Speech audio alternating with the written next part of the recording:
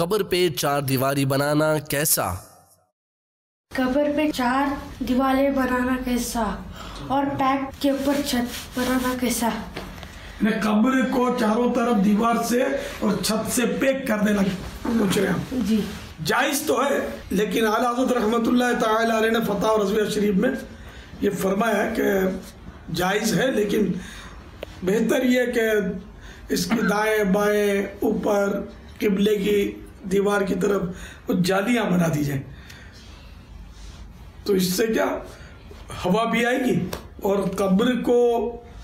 ہوائیں لگنا یہ رحمت نازل ہونے کا باعث ہے،